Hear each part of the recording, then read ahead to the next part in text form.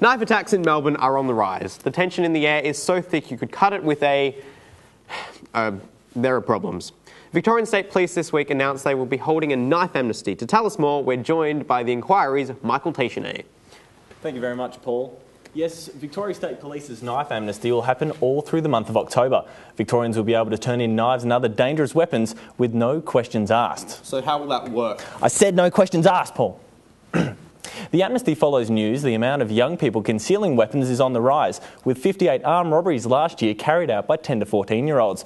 However, based on some empirical research, I think this knife amnesty sidesteps the core issue around why street violence is a problem. Now, what is that actual issue? Paul, I was talking. Now, this is a knife. Now, the media wants you to be afraid of the knife, but truth be told, it's more afraid of you than you are of it. Too long, knives have been the victim of tasteless media charades, portraying them as dangerous objects, serve only to induce terror. The real culprit here? Angry. You don't seem convinced. Let me demonstrate, Paul. Now, if I give this duck a knife, do you feel uneasy? That seems a little beside the point and kind of absurd. Of course you don't, because it's not the knife's fault. Victoria Police are blaming the crime on the victim who's being used without consent.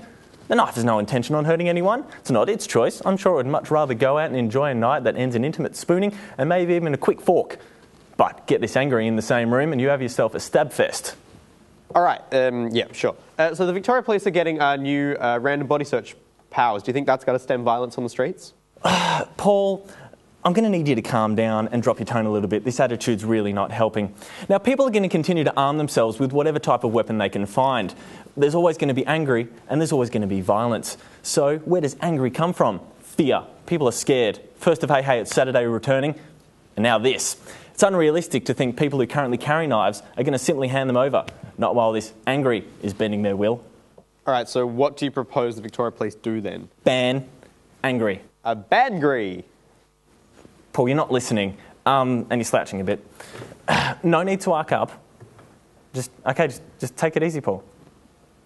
You're in a safe place, Paul. Okay, sure. So you're proposing a ban on a basic human emotion.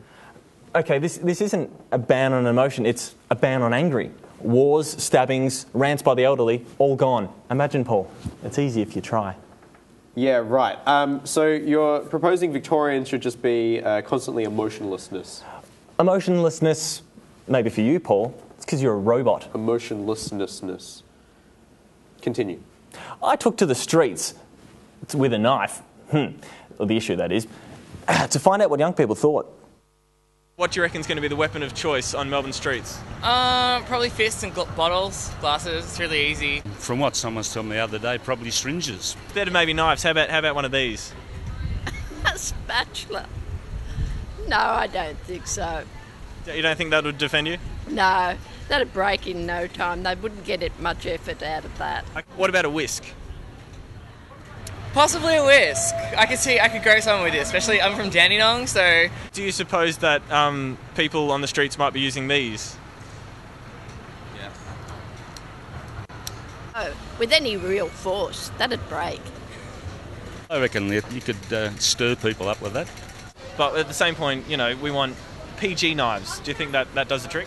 No, definitely not. I'm a attacker. Now, all right, so give me your wallet. No, go at it.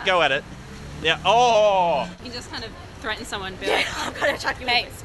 Hey, stop it. Hey, stop it. And do you reckon Victoria Police should be targeting anger rather than knives?